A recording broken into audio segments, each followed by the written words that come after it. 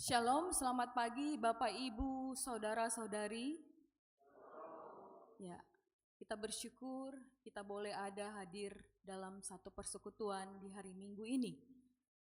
Kita boleh bersama-sama dengan adik-adik dari Pelkat GP yang hari ini mereka merayakan ulang tahun yang ke-74. Ya. Kalau dari usia sudah lansia, tapi mereka tetap muda. Bapak Ibu jemaat yang dikasihi Tuhan, bagian firman Tuhan yang kita baca saat ini merupakan rangkaian hukum-hukum yang disampaikan oleh Musa. Disampaikan ulang karena sebelumnya Musa sudah pernah menyampaikan rangkaian hukum-hukum yang harus dipatuhi oleh Israel. Karena bangsa Israel saat itu mereka akan memasuki tanah perjanjian, tanah Kanaan. Dan generasi yang akan masuk ke tanah Kanaan saat itu adalah generasi yang baru, bukan generasi yang ada di padang gurun. Sehingga Musa merasa perlu untuk mengingatkan mereka lagi mengenai hukum-hukum yang telah diberikan. Karena Musa seperti kita tahu, dia tidak ikut masuk dalam tanah perjanjian. Dengan mengikuti hukum, taat hukum yang diperintahkan Tuhan, diharapkan bangsa Israel memiliki cara hidup yang berbeda dengan bangsa-bangsa lain yang nanti akan mereka temui ketika mereka hidup di tanah Kanaan. Bapak Ibu jemaat yang dikasihi Tuhan, jika kita membaca teks bacaan kita Ulangan 21 ayat 18 sampai 19 ini dijelaskan bagaimana perlakuan terhadap seorang anak yang tidak mau mendengar nasihat orang tua. Dan jika kita baca ayat-ayat selanjutnya dari bacaan kita tadi, kalau kita baca ayat 20 dan 21, di situ disebutkan hukuman yang harus diberikan kepada anak-anak yang tidak mendengar nasihat orang tua. Dan hukum itu sangat mengerikan. Karena dikatakan di situ bahwa mereka harus melempari anak itu dengan batu, dirajam dengan batu sampai mati. Mungkin kalau sekarang hukum itu diberlakukan bagi kita saat ini, tentu orang tua dan masyarakat yang melakukan itu akan terkena hukum pelanggaran HAM. Ya. Karena semua pelanggaran harusnya ditindak oleh yang berwajib, ya. Namun kita melihat bahwa apa yang dituliskan dalam teks bacaan kita ini sebenarnya ini ada kaitannya dengan perintah Tuhan, yaitu dasatita, 10 hukum Tuhan, yaitu hukum yang kelima. Apa adik-adik GP? Oke, rupanya mereka masih ingat ya. Ya, bagaimana seorang anak harus menghormati orang tua. Bapak Ibu jemaat yang dikasihi Tuhan, di sini penulis mau menunjukkan bahwa dalam komunitas bangsa Israel, mereka sangat menjunjung tinggi otoritas dan rasa hormat kepada orang tua. Ini mencerminkan nilai yang tinggi yang dipegang oleh umat Israel. Bagi mereka, keluarga adalah unsur yang terpenting dalam masyarakat. Karena itu sangat penting untuk menjaga ketertiban dalam keluarga, sehingga nantinya itu akan berpengaruh pada masyarakat. Karena itu, dalam komunitas masyarakat Israel saat itu, hukuman yang berat itu wajar dalam rangka menjaga ketertiban dan kesatuan komunitas masyarakat, untuk menjaga integritas masyarakat dan keluarga. Karena di sini orang tua itu harus benar-benar dihargai pada saat itu. Apa yang dikatakan dalam teks ini juga memperlihatkan bagi kita bagaimana bangsa Israel mau menggambarkan hubungan antara bangsa Israel dengan Allah yang dicerminkan dengan hubungan anak dan orang tua. Bagaimana mereka harus menjaga hubungan dengan Allah, demikian juga anak dan orang tua.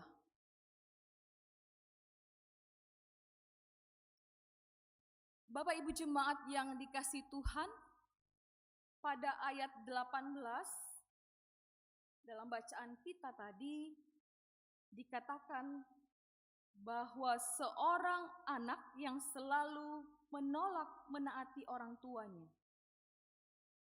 Di situ dibilang menolak menaati orang tuanya.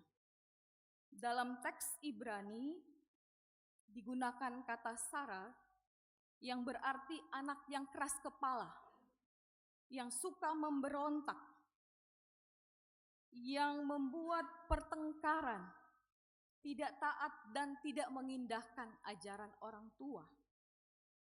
Jadi terlihat di sini bahwa anak ini sudah melebihi batas, di mana dia memperlihatkan penolakan yang terus-menerus terhadap didikan dan ajaran orang tua. Dia sengaja melakukannya, tidak tunduk dan menghormati orang tuanya.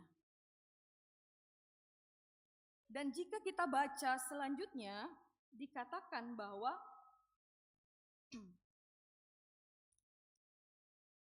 walaupun mereka menghajar dia, tidak juga dia mendengarkan mereka. Jadi orang tua di sini telah melakukan tugasnya, fungsinya. Mereka telah mengajar anak ini, menghajar di situ ya dikatakan ya. Namun dalam bahasa teks asli di situ digunakan kata yasa yang berarti menegur, mengajar, mengoreksi, menghukum atau memperingatkan. Jadi di sini orang tua sudah melaksanakan tugasnya, sudah mengingatkan, sudah menjalankan disiplin, tetapi ternyata sang anak tidak mendengar juga.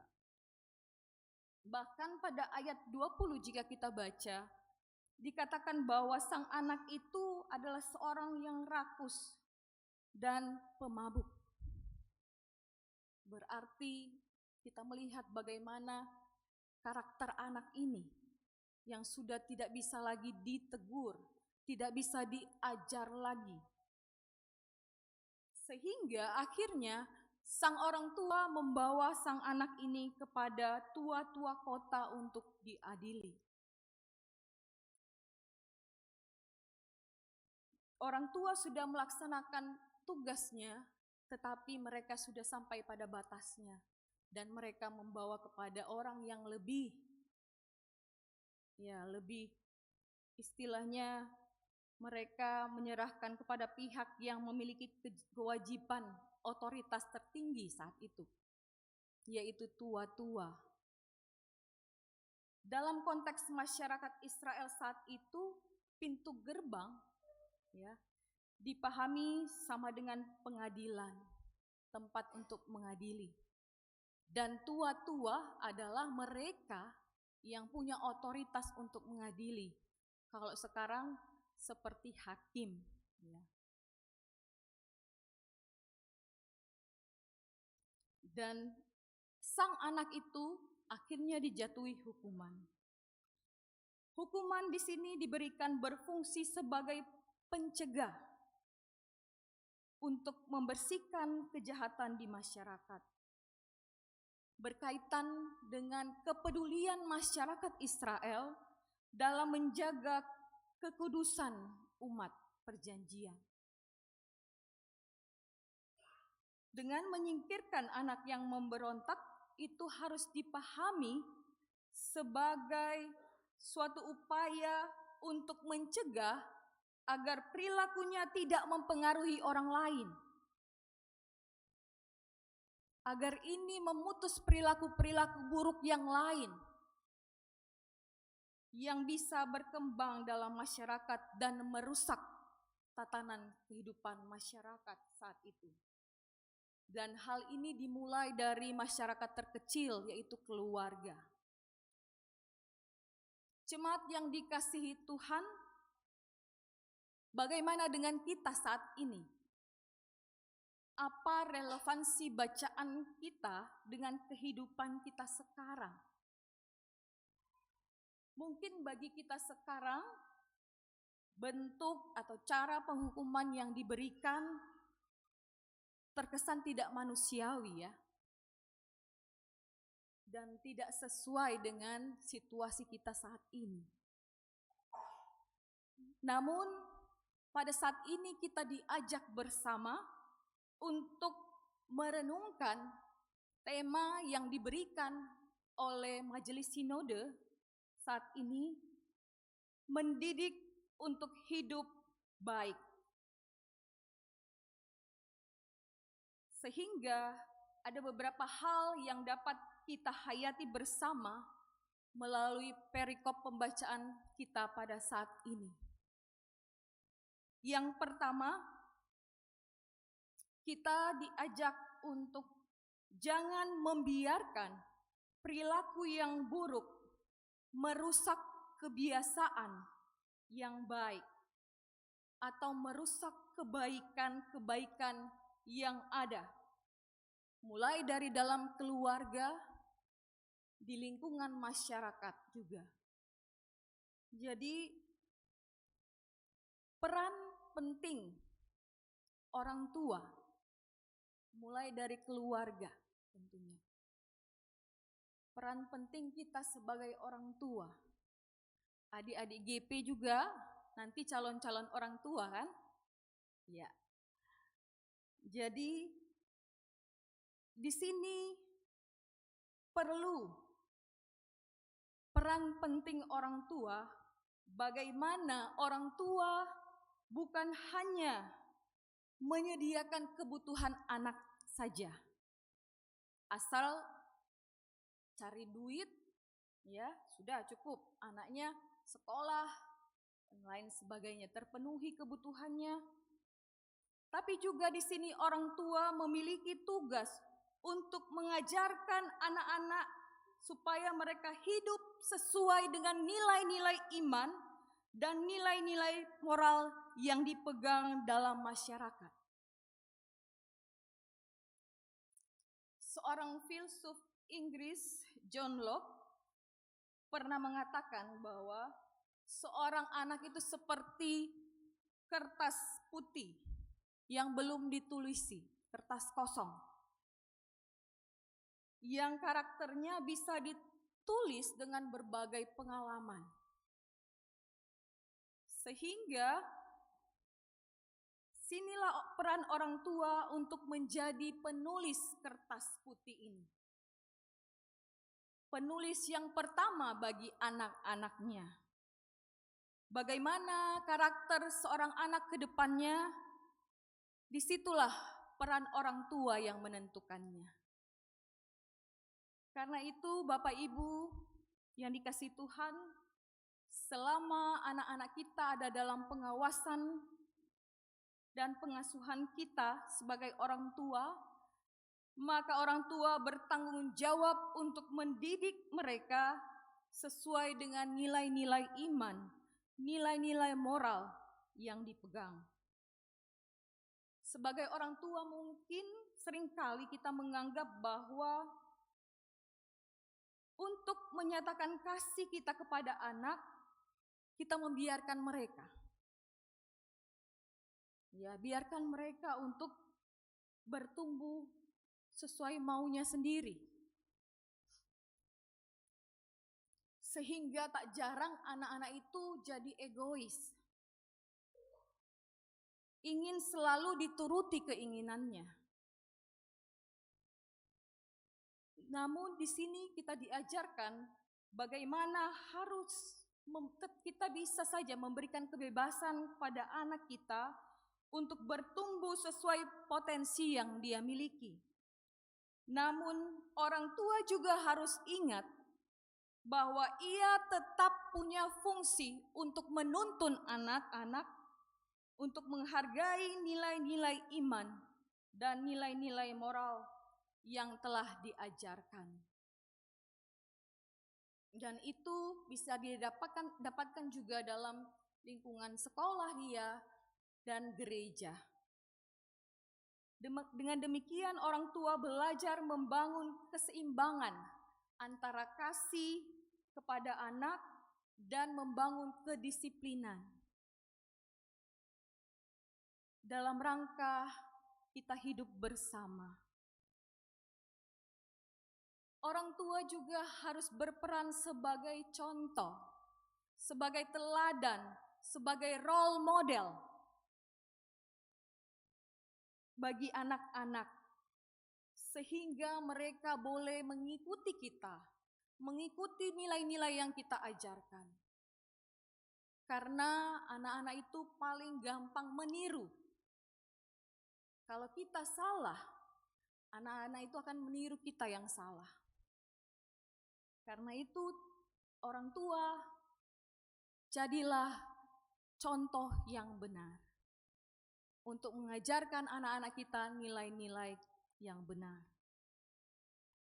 Hal yang kedua yang bisa kita lihat dari bacaan kita adalah masalah pendidikan anak adalah masalah yang serius, bukan main-main, di mana masyarakat, keluarga, dan gereja seharusnya terlibat di dalamnya. Jadi pendidikan anak itu bukan hanya di keluarga, bukan juga cuman diserahkan ke gereja atau ke sekolah, tetapi kita semua harus bekerja sama dalam pendidikan anak ini.